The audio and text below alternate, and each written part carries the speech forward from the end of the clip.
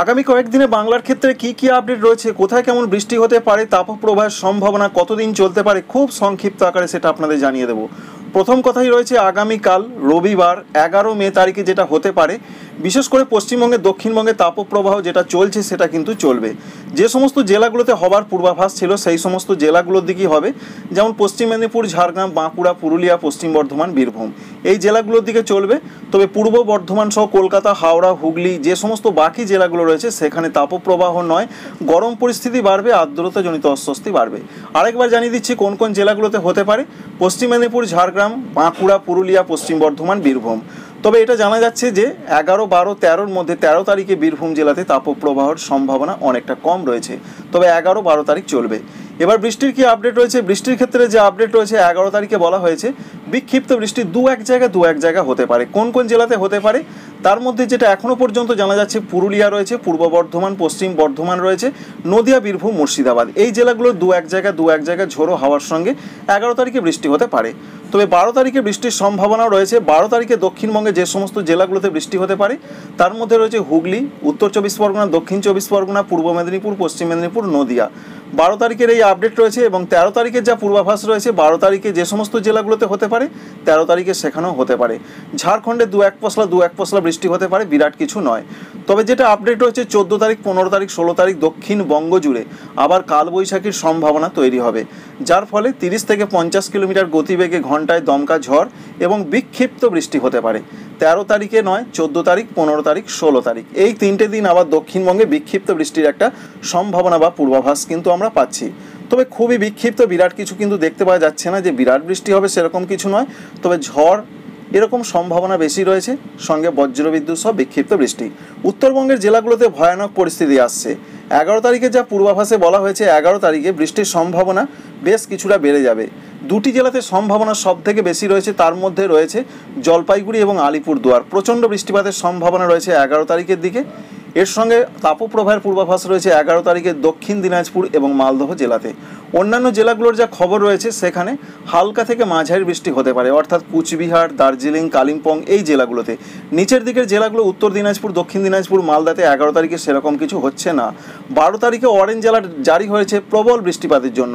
যে সমস্ত জেলাগুলোতে প্রবল বৃষ্টিপাতের সম্ভাবনা রয়েছে তার মধ্যে রয়েছে জলপাইগুড়ি এবং আলিপুরদুয়ার। ব্যাপক বৃষ্টিপাত হতে পারে, এমনটাই বলা হয়েছে যে ভারী থেকে অতি ভারী বৃষ্টির সম্ভাবনা রয়েছে উত্তরবঙ্গের এই দুটি জেলাতে। অন্যদিকে দার্জিলিং, কালিম্পং এছাড়া কুচবিহারও মাঝারি থেকে ভারী বৃষ্টি হবে। উত্তর দিনাজপুর, দক্ষিণ দিনাজপুর, মালদহের কিছু কিছু জায়গায় হালকা থেকে বিক্ষিপ্ত হালকা মাঝারি বৃষ্টি হবে। আর যেটা আমরা দেখতে পাচ্ছি আসাম, মেঘালয়, অরুণাচল প্রদেশে প্রবল বৃষ্টির সম্ভাবনা রয়েছে। এটা মূলত 12 তারিখের দিকে এমনটা আপডেট দিয়েছেন আবহাওয়া দপ্তর। তবে 13 তারিখে উত্তরবঙ্গের জেলাগুলোতে বৃষ্টি চলবে, অনেক জায়গায় বৃষ্টি হবে, ওপরের জেলাগুলোতে সম্ভাবনা বেশি। 13 তারিখে আর কোনো তাপপ্রবাহ নয় মালদহ এবং দক্ষিণ দিনাজপুর জেলাতে। তবে 13 তারিখে বিক্ষিপ্ত বৃষ্টিপাত অনেক জায়গায় ওপরের জেলাগুলোতে, নিচের জেলা দিনাজপুর, মালদাতে হালকা ধরনের বৃষ্টি হতে পারে। 14 তারিখ, 15 তারিখ, 16 তারিখ উত্তরবঙ্গের জেলাগুলোতে বিক্ষিপ্ত বৃষ্টি চলবে। তবে অনেক জায়গায় বৃষ্টি হবে ওপরের জেলাগুলোতে, দার্জিলিং থেকে কালিম্পং, জলপাইগুড়ি, কুচবিহার, আলিপুরদুয়ার। নিচের দিকের জেলাগুলোতে সেরকম কিছু নয়, হালকা বৃষ্টি হতে পারে।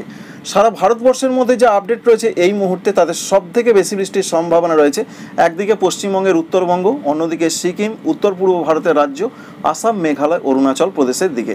তবে ত্রিপুরার দিকে ঝড় বৃষ্টির সম্ভাবনা খুব বেশি রয়েছে, সেই সম্ভাবনা 12 থেকে 14 তারিখের মধ্যে রয়েছে।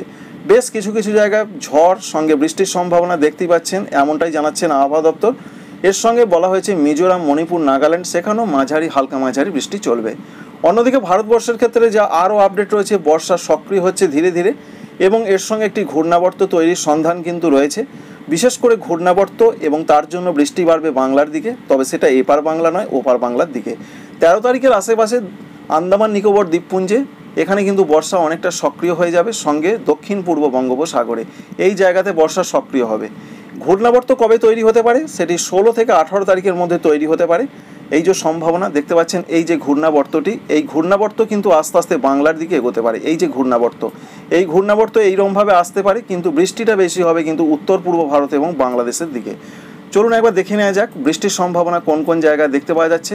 বৃষ্টি মোড়ে চলে এলাম আমরা, এবং এই যে বৃষ্টিটা ঘূর্ণাবর্তের জন্য কোন দিকে যাচ্ছে ভালো করে লক্ষ্য করুন।